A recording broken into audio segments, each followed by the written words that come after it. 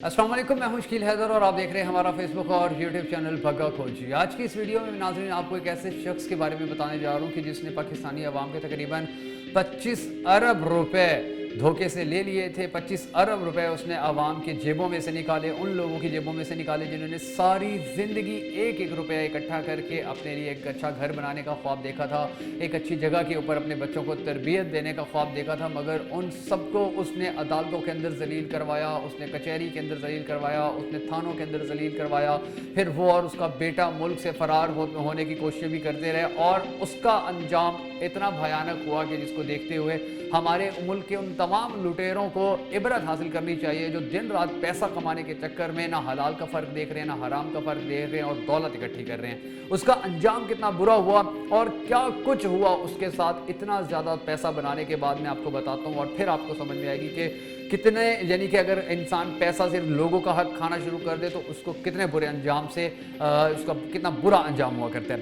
Doctor Amjad नाजरीन एक शख्स थे, ईडन गार्डन के हवाले से, यानी कि ईडन गार्डन हाउसिंग सोसाइटी इन्होंने एक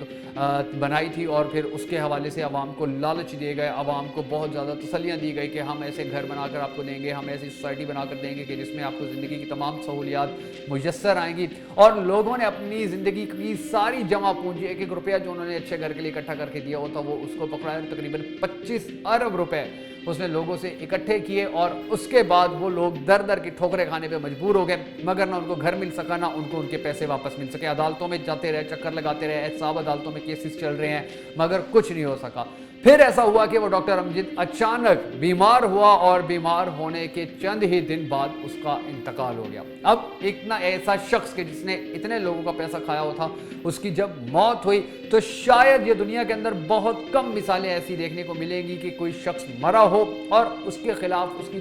तदफीन के खिलाफ अवाम एहतजाज कर रही हो। जी हाँ, ऐसा ही हुआ था डॉक्टर अमजद के साथ। ये जब मरा और इसकी मैयत लेकर जा रहे थे तदफीन के लिए तो फिर वहाँ पर जो मुतासरीन थे उन्होंने आकर एहतजाज किया, उन्होंने आकर उसको बद्दुआएं दी, उन्होंने आकर उसको गालियाँ दी। यानी कि वो टूटे हुए दिल के लोग हैं, लुटे हुए लोग हैं, उन लोगों के मुंह में जो आया उन्होंने उसको कहा और खुदा के हजूर उन्होंने बद्दुआएं दी कि इसकी जो नस्लें हैं वो इसी तरह तबाह बर्बाद हों जिस तरह ये लोग आज इनके दिए हुए धोखों की वजह से जलीलो ख्वार हो रहे हैं। अब मैं आपको बताता हूँ कि कितने ज़्यादा लोग मुतासिर करके ये बंदा गया है। सिर्फ 11,700 तो मुख्तलिफ एरियाज़ के लोग हैं जिन्होंने ईडन गार्डन में घर बनाने के हवाले से पैसे जमा करवाए और फिर उनके पैसे का कुछ पता नहीं चल सका। इसके अलावा 1,09,000 के करीब मुख्तलिफ दरख्वास्तें थानों के अंदर, ऑनलाइन अदालतों के अंदर ये जमा करवाई गई और बताया गया कि ईडन गार्डन ने हमारे साथ इतना बड़ा धोखा किया है और हमें इंसाफ फराहम नहीं किया जा रहा है। उसका बेटा है एक डॉक्टर अमजद का,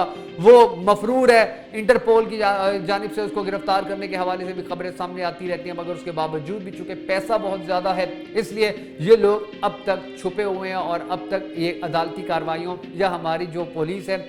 उनसे बचे हुए हैं और अब तक ये अपनी सज़ा हासिल नहीं कर पाए हैं। मगर हम सबको ये देखना और सोचना होगा कि एक बंदा जो तकरीबन 25 अरब रुपए तक आवाम के हड़प कर गया था और जब उसकी मौत हुई तो कितना ज़्यादा इबरत का मकाम है कि उसकी मौत के ऊपर लोग उसको गालियाँ दे रहे थे, उसके खिलाफ एहतजाज कर रहे थे, उस पर थूक रहे थे और उसके खिलाफ जो है नारेबाजी कर रहे थे। ये एक ऐसी हकीकत है कि जिसको समझने की ज़रूरत है उन तमाम लोगों को कि जो सिर्फ दौलत इकट्ठी करने के चक्कर में है, वो हलाल और हराम का फ़र्क नहीं देख रहे हैं, तो उनको ये देखना भी चाहिए और इससे इबरत भी हासिल करनी चाहिए। इस हवाले से आप क्या राय रखते हैं कमेंट बॉक्स में हमें बताना हरगिज़ मत भूलिएगा।